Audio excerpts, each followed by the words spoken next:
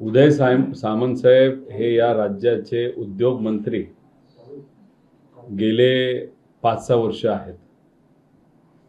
या 5-6 वर्षामध्ये उद्योगासाठी, मी राजकीय उद्योग म्हणत नाही कारण का ते राजकीय उद्योगात जास्त बिझी असतात, या व्यावसायिकांसाठी त्यांनी काय केलेलं आहे, MIDCच्या प्रगतीसाठी काय केलेलं आहे, खरं तर ते तिथं सांगितलं पाहिजे. त्यामुळे नोटंकीबद्दल ते बोलत असले तरी आम्ही तिथं जाऊन लोकांच्या अडचणी काय त्या फक्त त्या ठिकाणी पुढे आणल्या. माझं एवढंच म्हणणं आहे की गेल्या 5 वर्षामध्ये असं काय वेगळं तुम्ही केलेलं आहे की जेली करून महाराष्ट्रात मोठ्या प्रमाणात कंपन्या आल्यात हे लोकांना तुम्ही सांगा. चाकण MIDC मध्ये अडचण आली, काही व्यावसायिक पुढे आले, त्यांनी प्रेस कॉन्फरन्स घेतली आणि ती प्रेस कॉन्फरन्स घेतल्यानंतर मग सगळीकडे गडबड निर्माण झाली आणि मग तुम्ही रविवारच्या दिवशी तिथं जात असाल.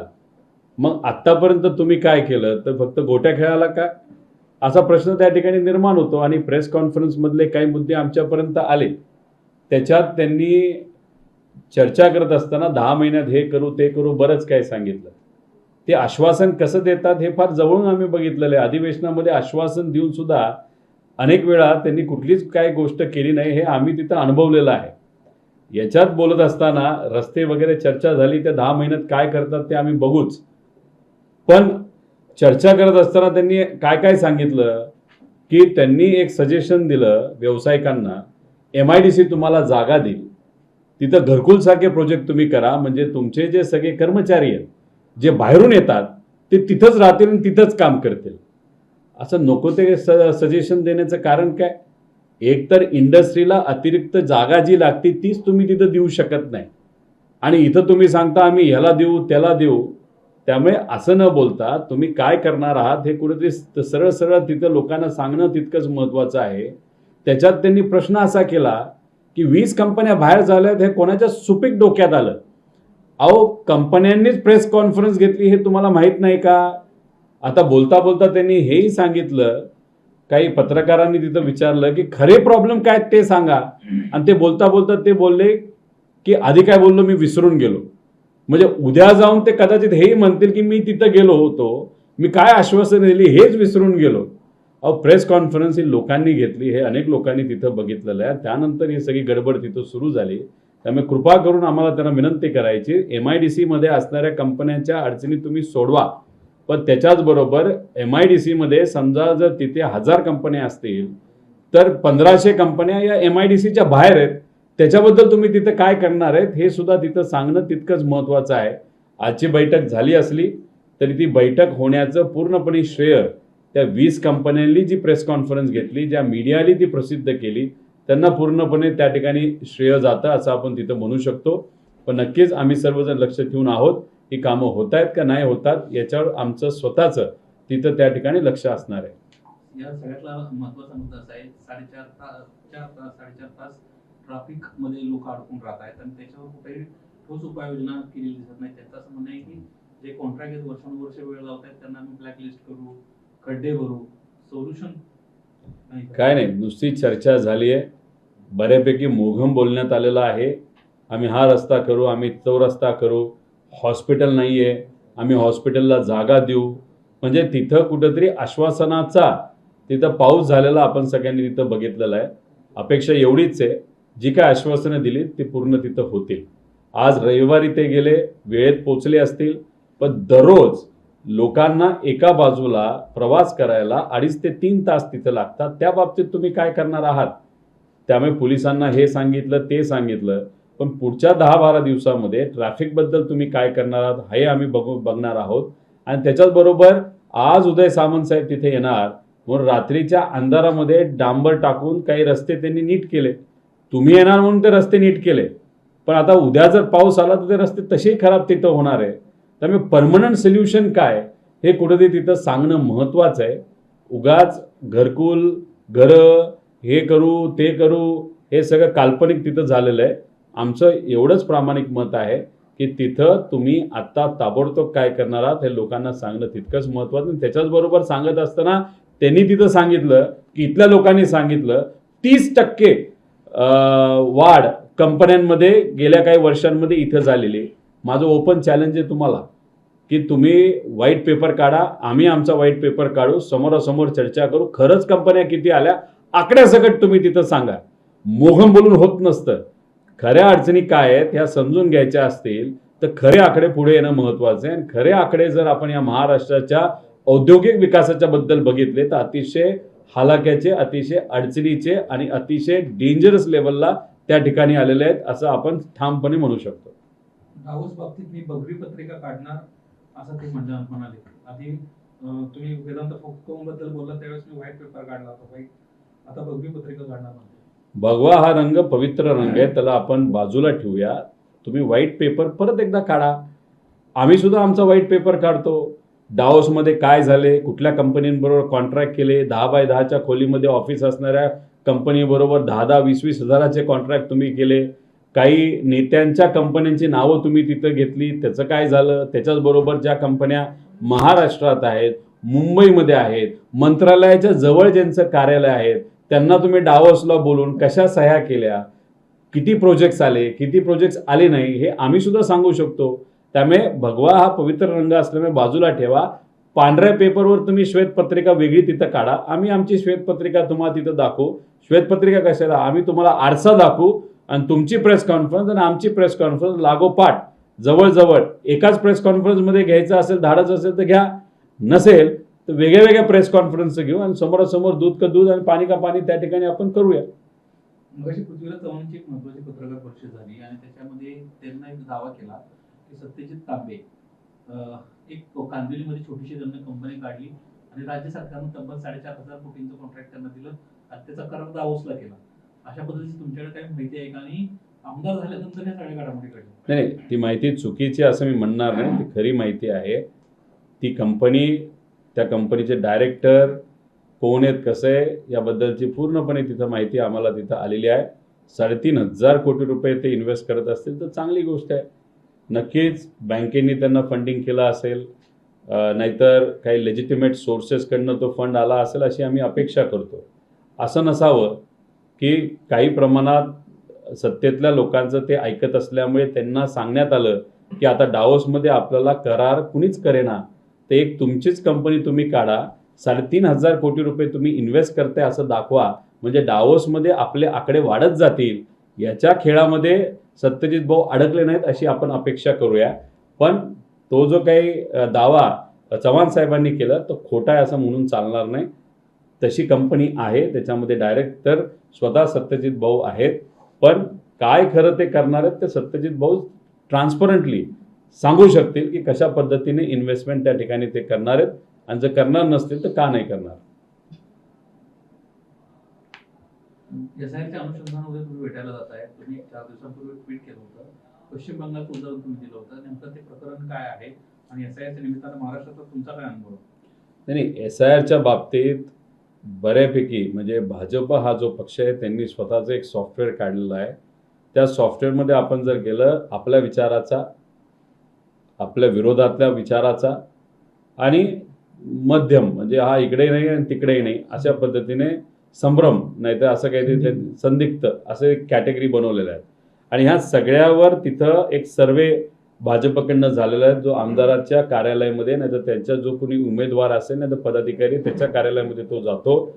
आणि त्याच्याचबरोबर हे जे सर्व BLO आहेत, बहुतांश BLO हे घरी न जाता म्हणजे ज्या मतदाराच्या घरी जाऊन त्यांनी खरं तर तीनदा गेले बाहेर, ते न करता टेबलवर हा मोठ्या प्रमाणात सर्वे चालू आहे असं आमचं मत आहे.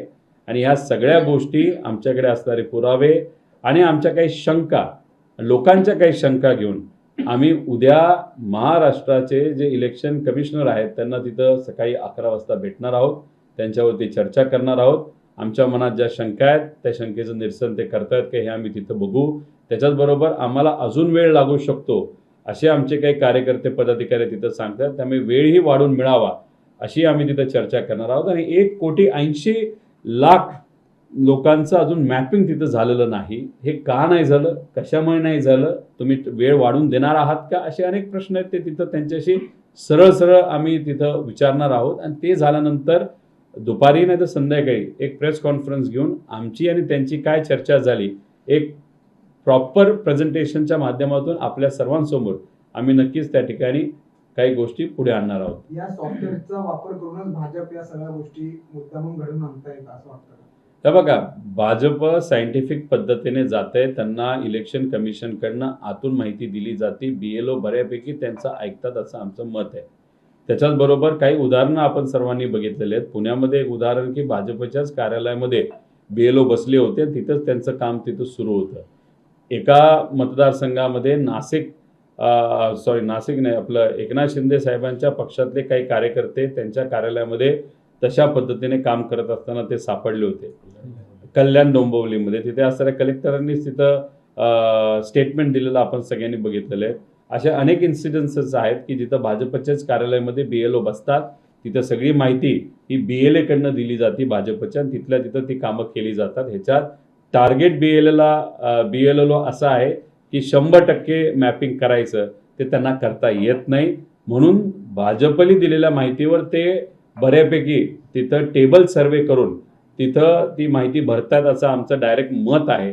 त्यामुळे काही मागण्या आम्ही केलेल्या आहेत ज्याच्यामध्ये मतदारांच्या घरी जाऊन मॅपिंग झालंय याचा तिथं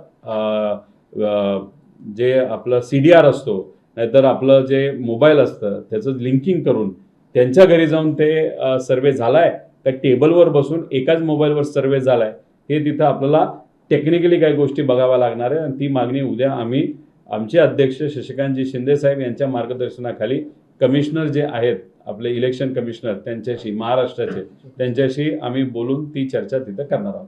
2014ला जर आमचं सरकार आलं असतं तर मला कधीच मुख्यमंत्री होऊन राष्ट्रवादीला दिलं नसतं, कारण राष्ट्रवादीच्या भ्रष्टाचाराची प्रकरणं मी बाहेर काढली होती आणि त्यामुळं राष्ट्रवादीची नाराजी होती. मी त्यावेळेस गोपीनाथ मुंडे जर आमच्यासोबत आले असते तर मंत्रिपदासाठी मुख्यमंत्रीपदासाठी त्यांचं नाव पुढे केलं असतं असं पृथ्वीराज चव्हाण म्हणाले. नाही, पृथ्वीराज चव्हाण साहेब अनुभवी नेते आहेत, मोठे नेते आहेत. काही काळ ते मुख्यमंत्री सुद्धा राहिलेले आहेत. म्हणजे लोकांमध्ये त्यांची प्रतिमा मुख्यमंत्री असताना काय होती, कशी होती, मित्रपक्षांमध्ये कशी होती, काय होती, हे याच्याबद्दल मी खूप खोलात जाऊन काही सांगणार नाही. पण ज्याला आपण कार्यालयीन काम म्हणतो, कारण का PMO मध्ये त्यांनी कार्यालयीन काम खूप सुंदर पद्धतीने केलेलं आहे. एका अधिकारी कसा काम चांगल्या पद्धतीने करू शकतो हे जर आपल्याला समजून घ्यायचं, जाणून घ्यायचं तर चव्हाण साहेबांकडे नक्कीच आपण त्या गोष्टी समजून घेऊ शकतो, जाणून घेऊ शकतो. पण मुंडे साहेबांबद्दल त्यांनी जे सांगितलेलं आहे, मुंडे साहेबांची आणि काँग्रेसची चर्चा झाली नाही झाली हे आम्हाला सांगता येणार नाही. पण राहिला प्रश्न मुंडे साहेबांचा, गोपीनाथजी मुंडे साहेबांचा, खूप मोठे नेते होते, सिनियर नेते होते. त्यांच्यावर भाजपली अनेक वेळा अन्याय केला हे आपण सगळ्यांना माहिती आहे. कारण गोपीनाथजी मुंडे साहेब असतील, फुंडकर साहेब असतील, खडसे साहेब असतील, महाजन साहेब असतील, ह्या सगळ्यांनी मिळून तिथं भाजपला एका लेवलवर आणलं, नाही तर सत्तेत आणलं. पण सत्तेत आणल्यानंतर या सगळ्या नेत्यांवर अन्याय झालेला आपण सगळ्यांनी त्या ठिकाणी बघितलेला आहे. सर, हिंदी में जानना चाहेंगे, आज इंडस्ट्रियल मिनिस्टर उदय सामंत जी पुणे में गए थे और उन्होंने कहा कोई संभ्रम फैला रहा है, कोई इंडस्ट्री यहाँ से बाहर नहीं जा रही। देखो, संभ्रम कौन फैला रहा है? वहाँ पे कुछ दिन पहले 20 इंडस्ट्रियलिस्ट साथ में बैठते हुए वहाँ पे उन्होंने प्रेस कॉन्फ्रेंस ली। जो प्रेस कॉन्फ्रेंस आप सबने प्रसिद्ध की, वो पब्लिश की। फिर लोगों को ये पता चला, सरकार को ये पता चला, फिर हम खुद वहाँ पे गए थे, आदित्य ठाकरे वहाँ पे गए थे, फिर अभी वहाँ पे मंत्री महोदय वहाँ पे गए। तो ये प्रेस कॉन्फ्रेंस से विषय चालू हुआ। अगर मंत्री महोदय वहाँ पे जाके बोलते हैं कि यहाँ पे कोई भी ऐसी कंपनी है जो बाहर नहीं जाना चाहती, तो मुझे लगता है वो मिसगाइड कर रहे हैं, उनको इन्फॉर्मेशन इनकम्प्लीट है। और बोलते बोलते वैसे भी उन्होंने कहा कि पहले क्या कहा वो भूल गए। कल जाके वो भी कह सकते हैं जो आश्वासन मैंने आज दिए वो शायद मैं भूल गया। इसीलिए वहाँ पे शब्दों का खेल हमको नहीं चाहिए। इंडस्ट्री वहाँ पे रहनी चाहिए। एम्प्लॉयमेंट जिन लोगों को वहाँ पे दिया गया वो सिक्योर होना भी महत्वपूर्ण है। और जो इश्यूज़ है, रियल इश्यूज़ है MIDC के अंदर, वो समझ के सॉल्व करने की वहाँ पे ज़रूरत है। उसी के साथ MIDC के अंदर इंडस्ट्री है, MIDC के बाहर इंडस्ट्रियल इस्टेट्स है, इंडस्ट्री भी है।